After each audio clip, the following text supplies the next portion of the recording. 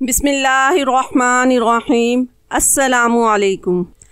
आज ईद का दिन था और सुबह ही से दरवाजे पर फ़कीरों और कुर्बानी का गोश्त मांगने वालों का रश लगा हुआ था। मैं तो सबको बता बता कर थक चुकी थी कि हमने कुर्बानी नहीं की, मगर मेरी बात कोई फ़कीर मानने को तैयार ही ना होता। लेकिन ये पहली आवाज़ थी जो सिर्फ रोटी के लिए सदा लगा रही थी। कुछ देर पहले मैंने ताज़ा खाना तैयार किया था। मैंने एक साफ प्लेट में खाना डाला और दरवाजे पर पहुंच गई, ये सोच कर के क्या पता कितनी भूखी औरत है जिसे पैसे या कुर्बानी का गोश्त भी नहीं चाहिए, सिर्फ खाना मांग रही है। मुझे अपनी भाभी की तरफ से ऐसा करने की इजाज़त नहीं थी, लेकिन पता नहीं इस औरत की आवाज़ में ऐसा क्या था कि मैं खुद को रोक नहीं पाई। मेरे मरहूम शौहर अवैस अक्सर कहा करते थे कि महानूर तुम बहुत ही मज़े का खाना पकाती हो, लेकिन जब से वो गुजरे थे मेरा खाना खाने को दिल ही नहीं करता था। और सच कहूँ तो पहले मैं मोहब्बत से खाना पकाती थी, लेकिन अब खाना पकाना मेरी मजबूरी थी, क्योंकि मैं अपनी भाभी की नौकरानी बन गई थी और मुझे न चाहते हुए भी इनकी खिदमत करना पड़ती थी। मैंने जरा सा दरवाजा खोला तो बाहर सफेद दुपट्टा पहनकर एक बूढ़ी औरत मुस्तकिल खाने की फरियाद कर रही थी। देखने में वो हरगिज भी कोई फकीर नहीं मालूम नहीं होती थी। आज ईद का दिन था और घर में खाना भी बना हुआ था, इसलिए मैं उसे भूखा नहीं भेजना चाहती थी। मैंने घर का दरवाज़ा खोला और उसे सहन में बिठा लिया और उसके सामने खाने की प्लेट रखी और गिलास भरकर ठंडा पानी भी रख दिया। उस औरत के चेहरे में मुझे अपनी माँ का अक्स दिखाई दे रहा था। मेरी माँ बिल्कुल ही ऐसी थी। वो फकीरनी खाना खाती जाती और नज़र उठाकर मेरी तरफ भी देखती तो मुझे उसकी आंखों में तशक्कुर के आंसू नजर आते। जब उसने खाना खा लिया तो मैंने कुछ नोट उसके हाथ में रख दिए। एक हफ्ता पहले ही मेरे भाई ने मुझे ये पैसे दिए थे कि ईद आ गई है, अगर मुझे कुछ ज़रूरत है तो मैं ख़रीद लूँ, लेकिन ना ही मुझे कोई ज़रूरत थी और ना ही किसी चीज़ की ख्वाहिश, इसलिए मैंने वह नोट उस औरत को दे दिए। उस औरत ने खाने के सिवा और कुछ भी नहीं मांगा। मुझसे पैसे लेते हुए उसने फ़ौरन मुझे दुआ दी कि अल्लाह तुझे जुड़वां बच्चे दे और तेरा घर खुशियों से आबाद हो जाए। उस फकीरनी की बातों ने मेरी आंख नम कर दी। मैंने उसे बताया कि मैं तो एक बेवा औरत हूँ, मेरे शौहर को गुजरे हुए साल होने वाला है, भला मेरी झोली में औलाद कैसे आ सकती है। मेरी बात सुनकर उस फकीरनी ने बहुत अजीब सी नजरों से मेरी तरफ देखा और मुझे ऐसा लगा जैसे वो मुझे कुछ कहना चाहती हो, लेकिन इससे पहले कि वो मेरी बात का कोई जवाब देती मेरी भाभी वहाँ चली आई और उस फकीरनी को सहन में बैठा देख कर उनका मिजाज पूरी तरह गर्म हो गया। मेरी भाभी ने धक्के देकर उस फकीरनी को घर से बाहर निकाल दिया और साथ ही मुझे बहुत जलील किया। वो नफरत से कह रही थी कि ये तेरे बाप का घर नहीं जहां तू जिसको चाहे अंदर बुला ले। भी मना किया था कि हमने कुर्बानी नहीं की, इसलिए किसी भी फकीर को घर में मत घुसने देना, और ना ही यहाँ तेरे शौहर के पैसों का खाना पकता है। ये तेरे भाई का घर है और यहाँ मेरी मर्जी चलती है। भाभी गुस्से में अपने कमरे में चली गई और मैं सोच रही थी कि मेरी भाभी कितनी कमजरफ है जो एक गरीब को 2 नवाले भी नहीं खिला सकती। भाभी के जुमलों ने मुझे बहुत तकलीफ पहुंचाई। मेरे शौहर के इंतकाल के बाद पहले ही मैं बुरी तरह टूट गई थी, क्योंकि मेरे चाहने वाला शौहर एक हादसे में अचानक ही मुझसे बिछड़ गया था। लेकिन उसके बाद जब मैं अपने भाई के दर पर आई तो दुखों के एक नया सिलसिला शुरू हो गया। मेरे माँ बाप हयात नहीं थे, इसलिए मुझे मजबूरन भाई की दहलीज पर आना पड़ा और यही बात मेरी भाभी से बर्दाश्त नहीं हुई थी। 27 साल की उम्र में मैंने बेवगी की चादर ओढ़ ली थी और इसी चादर ने मेरी जिंदगी को मुश्किल तरीन बना दिया। मेरे शौहर एक बहुत बड़े कारोबारी शख्स थे और मैं उनके साथ एक आइडियल लाइफ गुजार रही थी। खुदा ने हमारी झोली में औलाद नहीं डाली थी, लेकिन दूसरी बहुत सी ऐसी खुशियां थी जिनके सहारे हम अपनी जिंदगी गुजार रहे थे। अवैस मुझसे मोहब्बत करते थे और उन्होंने हर दिन उस मोहब्बत को निभाया भी था, और अपने घर वालों की लाख मुखालफत के बावजूद उन्होंने मुझे अपने सर का ताज बना रखा था। लेकिन जैसे ही उनका इंतकाल हुआ उनके भाइयों ने मुझे घर से बाहर निकाल दिया और साफ कह दिया कि अब उनका मुझसे कोई ताल्लुक नहीं। ना ही मुझे अवैस की जायदाद का कोई हिस्सा मिला था और ना ही किसी ने ये सोचा था कि मैं बेवा होकर कहाँ जाऊंगी। जब कोई सहारा न बचे तो मजबूरन मैं अपने भाई के साथ चली आई। भाई मुझसे मोहब्बत करते थे, इसलिए भाभी मुझे अपने घर बर्दाश्त करने पर मजबूर थी और मेरे पास भाई के अलावा और कोई सहारा नहीं था। शुरू में तो भाभी का रवैया बहुत ही खराब था, लेकिन फिर उन्हें एहसास हुआ कि मैं उनके लिए मुफ्त की नौकरानी साबित हो गई हूँ और उन्होंने मुझे अपनी नौकरानी बना लिया। अपने शौहर के घर की मालकन से मैं सीधा अपने भाई के घर की मासी बन गई। साफ सुथराई से लेकर घर के सब कामों तक मेरे जिम्मे हो गए और मैंने खामोशी से इसे अपना नसीब मान लिया। वैसे भी मेरे पास अवैस की यादों के सिवा और कुछ बाकी नहीं बचा था, लेकिन आज जो कुछ हुआ था उसने मुझे बहुत दुख पहुंचाया। कि मैं इस घर में इतना भी हक नहीं रखती कि एक फकीर को थोड़ा सा खाना खिला सकूं। ईद वाले दिन भी मुझसे सारे घर के काम करने थे। मेरे काम मुकम्मल हुए तो मैं अपने कमरे में चली आई। कमरा क्या था, एक छोटा सा कबार खाना, जहां मैं रोजाना दोपहर में घर के काम काज से फारिग होकर सो जाया करती थी। अभी मैं सोने की नीयत से कमरे में आई थी, लेकिन उस फकीरनी की दुआ मेरी कानों में गूंज रही थी और मैं ये सोच रही थी कि मेरे शौहर के जाने से पहले मुझे औलाद दे जाता तो मेरी जिंदगी का भी कोई मकसद होता। शायद उसके घर वाले मुझे इस तरह बेघर ना करते और मुझे अपनी भाभी की कड़वी बातें सुनने को ना मिलती। ऐसा नहीं था कि बेवकी के बाद मेरे रिश्ते नहीं आए थे, लेकिन मेरी भाभी दोबारा मेरी शादी करवाना ही नहीं चाहती थी, क्योंकि मेरी शादी करवाने से उसे खर्चा भी करना पड़ता और फिर मुझ जैसे मुफ्त की नुकरानी से भी हाथ धोना पड़ता, और मैं भी किसी दूसरे इंसान को अपनी जिंदगी में अपने शौहर की जगह नहीं दे सकती थी। उस दिन के बाद से मेरी तबीयत बहुत ज्यादा बोझल हो गई। मुझे बार बार इस मजबूर फकीरनी का चेहरा याद आता था, जो जाते जाते मुझसे कुछ कहना चाहती थी। उसकी आंखों में कुछ ऐसा था जो मैं भूल नहीं पा रही थी। ईद के 2 दिन ऐसे ही गुजरे थे और आज तीसरा दिन था और मुझे अपनी तबीयत में बहुत सी तब्दीलियां महसूस हुई, जिन्होंने मुझे परेशान कर दिया। कभी मुझे चक्कर आते तो कभी क्या होने लगती। इसलिए मेरी हालत ज्यादा खराब हो गई, क्योंकि मेरी भाभी मुझे ठीक से खाना भी नहीं दिया करती थी। मैं अपनी तबीयत को बर्दाश्त करते हुए घर के काम काज करने की कोशिश कर रही थी, क्योंकि मुझे यकीन था अगर मेरी भाभी को मेरी तबीयत के बारे में पता चलता तो यकीनन वो इसे मेरे काम न करने का बहाना समझ लेती। बस यही सोचकर मैं घर के कामों में लग गई, लेकिन मुझसे काम नहीं हो रहा था। मुझे इस फकीरनी की बात याद आती और मैं सोचती कि यह कैसे मुमकिन है कि मैं हामला हो जाऊं। यकीनन मेरी तबीयत में कुछ गड़बड़ हो रही थी और इसी वजह से मुझे क्या हो रही है। और फिर भाभी को ये बात खुद ब खुद ही पता लग गई। मुझे लगा कि शायद भाभी मुझसे कुछ हमदर्दी जताएगी और मुझे डॉक्टर के पास लेकर जाएगी, लेकिन ऐसा कुछ भी नहीं हुआ। बल्कि मेरी भाभी ने तो ऐसी बात कही जिसे सुनकर मेरे कदमों तले से जमीन निकल गई। मैं सोच भी नहीं सकती थी कि मेरी भाभी नफरत में इतनी अंधी हो जाएगी, बेवा औरत पे ऐसा घटिया इल्जाम लगा देगी। साफ लफ्जों में वो मुझसे पूछ रही थी कि मेरा किस किस के साथ ताल्लुक है और उनकी गैर मौजूदगी में यहाँ कौन कौन आता रहा। भाभी कहने लगी, जिस तरह तूने इस फकीरनी को अंदर बुलाया था, मुझे यकीन हो गया है कि तू मेरे पीछे और भी लोगों को घर पर बुलाती रही होगी। तुझसे अपनी जवानी संभाली ना पाई और मैंने तेरी शादी ना होने दी, और तूने इस तरह अपना मुंह काला कर लिया कि हमें भी किसी को शक्ल दिखाने के लायक नहीं छोड़ा। और तेरा भाई और मैं दुनिया वालों को क्या बताएंगे कि हमारे घर में रहने वाली मेरी बेवा नंद ने किस तरह एक नाजायज बच्चे को अपने पेट में संभाला हुआ है। भाभी के लफ्ज मेरी रूह छलनी कर रहे थे, लेकिन वो तो खामोश होने को तैयार ही नहीं थी। उन्होंने इस कदर हंगामा खड़ा कर दिया कि मुझे डर था कि आस पड़ोस वालों तक भी कहीं उनकी आवाज ना पहुंच जाए। भाभी का अंदाज देखकर मैं खौफजदा भी हो गई थी, क्योंकि मैं जान गई थी कि उनका इरादा क्या है और अब इस बात को कहाँ पहुंचाना चाहती है। मैंने लाख अपने किरदार की गवाही देना चाही, लेकिन भाभी तो एक लफ्ज भी सुनने को तैयार नहीं थी। और जब शाम हुई तो भाई घर आए तो भाभी ने उन्हें बढ़ा चढ़ा कर ये बात सुनाई कि मेरे कई लड़कों से चक्कर था और ये उसी का नतीजा है। भाभी ने फकीरनी की जुड़वा बच्चों वाली बात भी कह डाली, जिसे सुनकर मैं हैरान रह गई कि भाभी को इसके बारे में कैसे पता चल गया। भाभी भाई के कानों में पहले ही इस कदर मेरे खिलाफ जहर घोल चुकी थी कि बिना सच जाने और मेरी बात सुने ही भाई ने भी मुझे बद किरदार कह दिया। और फिर भाभी ने मौके का भरपूर फायदा उठाया और मुझे धक्के देकर घर से बाहर निकाल दिया। मैं चीखती चिल्लाती रही, रोती रही कि मैं एक बेवा औरत हूँ, मैं कैसे हामला हो सकती हूँ। लेकिन मेरी बात सुनने वाला कोई नहीं था। सच कहते हैं कि माँ बाप मर जाएं तो औरत का मायका खत्म हो जाता है। मेरे भी माँ बाप नहीं थे, इसलिए मेरा कोई घर बाकी ना बचा। जिस तरह शाम को अंधेरे में भाभी ने मुझे घर से निकाला, मैं बेआसरा होकर इन्हीं की दहलीज पर बैठ गई। जाती भी तो कहाँ जाती, रह रह कर फकीरनी की आवाज मेरे कानों में गूंज रही थी, जिसने मुझे जुड़वा बच्चों की खुशखबरी सुनाई थी। मैं सोच रही थी कि काश उस दिन भाभी की बात मान लेती और इस फकीरनी को घर में ना बुलाती तो मेरे साथ इतना बुरा ना होता।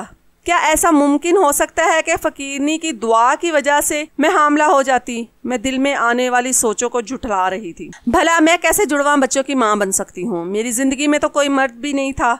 मुझे ऐसे ही रोते रोते कितने लम्हे बीत गए और फिर मेरी भाभी का भाई फैजान उनसे मिलने के लिए चला आया। वो 40 साल का एक अधेड़ उम्र मर्द था, जिसकी बीवी उसे छोड़कर जा चुकी थी। वो मुझे बिल्कुल भी पसंद नहीं था, क्योंकि जब वो भाई के घर आता तो अजीब नजरों से मुझे सर से पांव तक घूरता रहता। भाभी की वजह से मैं इसे बर्दाश्त करने पर मजबूर थी, वरना उसकी नजर मुझे चुभती हुई महसूस होती थी। मैं ये बात भाई को बताना चाहती थी, मगर भाभी के डर से इन्हें कुछ बता न सकी।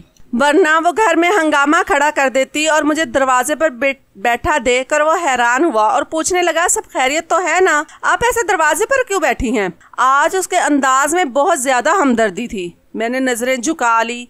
मैं एक गैर मर्द को क्या सुनाती कि मेरे अपनों ने ही मेरे दामन को दागदार कर दिया है, बगैर किसी गलती के मुझे कसूरवार ठहराकर सजा भी सुना दी है। मुझे तो सफाई का एक मौका भी नहीं दिया गया और ना ही मैं खुद जानती थी कि मेरी इस बिगड़ती हुई तबीयत के पीछे वजह क्या थी। मुझे भाभी के इल्जाम लगाने का इतना दुख नहीं था जितना भाई के यकीन कर लेने का था। मेरा भाई तो मेरे किरदार को अच्छी तरह से जानता था, फिर भी उसने मेरी बात सुनने की कोशिश क्यों नहीं की? हालांकि मैं तो उसके घर में नौकरानी बनकर रह रही थी। ईद पर भी कोई फरमाइश नहीं की थी। इस बात ने मुझे बहुत दुख पहुंचाया। मैं फैजान की बात का जवाब देने की बजाय बस जोरों के तार रोने लगी, क्योंकि मैं मजीद इस दहलीज पर नहीं बैठ सकती थी। रात का अंधेरा गहरा होता जा रहा था और मुझे बहुत खौफ महसूस हो रहा था। फैजान मेरे पास ही घुटनों के बल बैठ गए और कहने लगा कि महानूर, आप परेशान ना हो, मेरी बहन दिल की बुरी नहीं है, बस कभी कभार गुस्सा हो जाती है। दरअसल वो बे औलाद है और उसी बात ने उसे चिड़चिड़ा बना दिया है। 2 दिन में वो खुद ही ठीक हो जाएगी, तो फिर आप यहाँ वापस आ जाइएगा।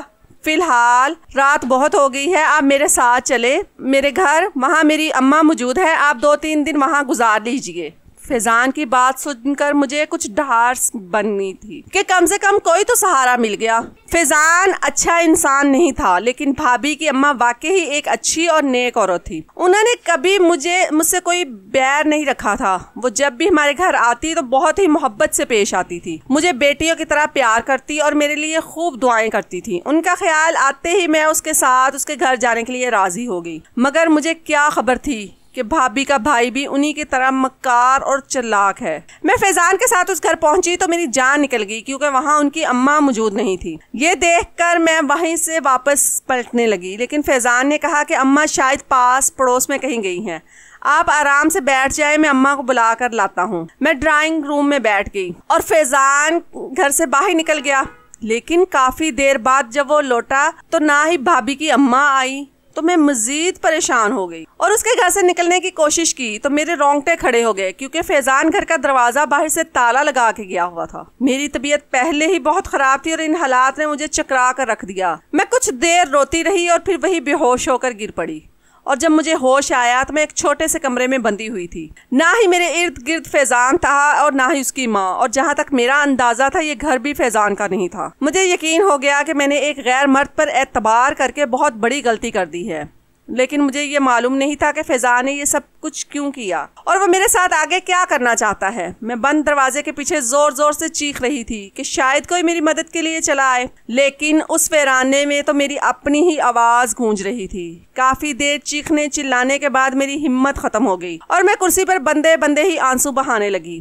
कमरे में होने वाली गर्मी, घुटन, मेरी बढ़ती हुई उम्र और तबीयत की खराबी ने मेरी जान निकाली हुई थी। मैं खुदा से मुस्तकिल दुआ मांग रही थी कि किस तरह मेरी इज्जत महफूज रहे और मैं इस चुंगल से निकल जाऊं। बहुत देर बाद भाभी का भाई फैजान कमरे में आया तो उसे देखकर मैंने उसे इल्तिजा शुरू कर दी कि वो मुझे खोल दे और यहाँ से जाने दे, लेकिन उस पर तो जैसे कोई शैतान सवार हो गया था। वो कहने लगा कि बहुत मुश्किलों से तो उसे पैसा कमाने का मौका मिला है, अब वो मुझे इतनी आसानी से कैसे छोड़ सकता है। उसकी बात सुनकर मेरे होश उड़ गए। पता नहीं वो मेरे साथ क्या करने वाला था। उसने मुझे खोलने की बजाय एक रुमाल संगाकर दोबारा बेहोश कर दिया और जब मुझे होश आया तो मुझे एक ऐसी जगह मौजूद पाया जिसके बारे में मैं तसव्वुर भी नहीं कर सकती थी।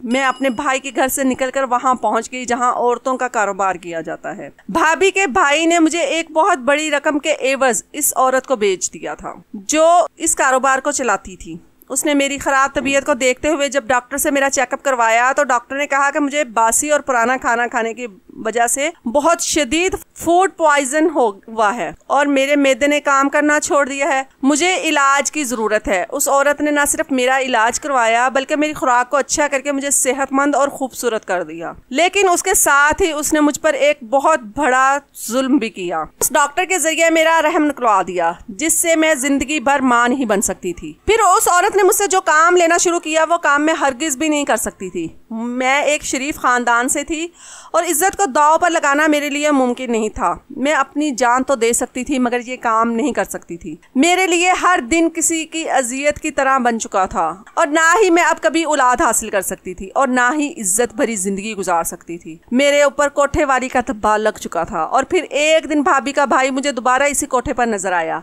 वो ऐसे ही गलत कामों में मुलव्विस था। उस दिन भी वो किसी लड़की को बेचने के लिए यहाँ आया था। मैं उसके कदमों में गिर गई और उसे कहा कि वो मुझे इस दलदल से निकाल दे। मैं सारी जिंदगी उसकी एहसानमंद रहूंगी। लेकिन उसने तो मुझे पहचानने से भी इनकार कर दिया, बल्कि बहुत ही घटिया लहजे में कहने लगा कि तुम्हें तुम्हारे घर से निकालने वाला मैं ही हूँ, क्योंकि मैंने ही ईद वाले दिन उस फकीरनी को बताया था कि मैं तुम्हारा शोहर हूँ और तुम्हें जुड़वा बच्चों की ख्वाहिश है। वो मेरे घर जाकर तुम्हें जुड़वा बच्चों की दुआ दे।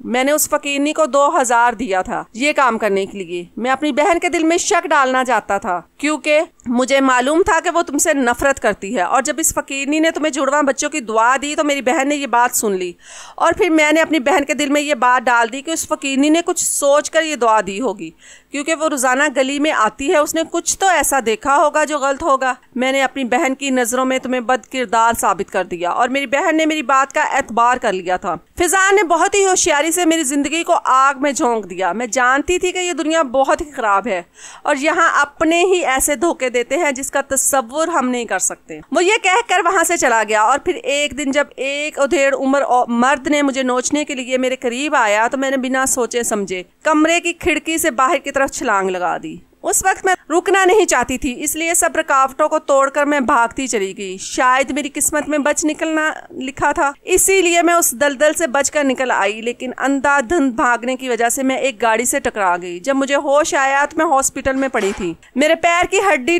पूरी तरह टूट चुकी थी। जिस गाड़ी से मेरा एक्सीडेंट हुआ था उन्होंने मेरा पूरा इलाज करवाया, लेकिन मेरा पैर पहले की तरह ठीक ना हो सका। मैं बैसाखी के सहारे चल सकती थी और साथ ही मैं मां बनने की सलाहियत भी खो चुकी थी। मेरी जिंदगी में अब कुछ भी बाकी नहीं बचा था। लेकिन जब तक अल्लाह ताला सांस देता है इंसान को जिंदगी गुजारनी पड़ती है। उस गाड़ी के मालिक ने मेरी कहानी सुनने के बाद मुझे अपने ही बंगले में नौकरानी के तौर पर रख लिया। मैं बंगले के छोटे मोटे काम करती रहती हूँ। उसके बदले में मुझे खाना पानी रहाइश मिल गया। मेरी जिंदगी में कोई अपना बाकी नहीं बचा था, सब कुछ तबाह हो गया था। लेकिन अब मेरे एहसास के रिश्ते जुड़ गए थे और वो मालिक के बच्चों के साथ थे। मैं पिछले 10 साल से इस बंगले पर काम कर रही हूँ और मैंने मालिक के बच्चों को अपनी आंखों के सामने बड़े होते देखा है। वो लोग मुझसे मोहब्बत करते हैं और मेरी इज्जत भी करते हैं। मैंने इन्हें अपनी औलाद की तरह पाला है। माँ बाप और शौहर के बाद अगर औरत का कोई साहिबान होता है तो वो उसका भाई होता है। लेकिन कभी कभी भाई भूल जाता है कि बहन की हिफाजत करना भी उसकी जिम्मेदारी है। अगर मेरे भाई ने मेरे पर भरोसा किया होता और मुझे घर से निकालने से पहले एक दफा मेरा डॉक्टर से चेकअप करवा लिया होता तो शायद मेरी जिंदगी में ऐसी बर्बादी ना आती। इन 10 सालों में मैंने कभी भी अपने भाई के घर जाने की कोशिश नहीं की थी और ना ही कभी शायद उन लोगों ने मुझे ढूंढने की कोशिश की होगी। वो लोग अपनी जिंदगी में आगे बढ़ चुके होंगे और मैं भी अपनी जिंदगी में मसरूफ हो गई हूँ। मेरे पास माजी के अवराक उल्टाने का भी वक्त नहीं है, क्योंकि मैंने अपने हाल पर समझौता कर लिया है और मैं एक कमजोर औरत हुए कुछ नहीं कर सकती थी। मेरे साथ जो कुछ हुआ था मैंने अपना फैसला अल्लाह ताला की अदालत में छोड़ दिया है और वह सबसे बेहतर इंसाफ करने वाला है।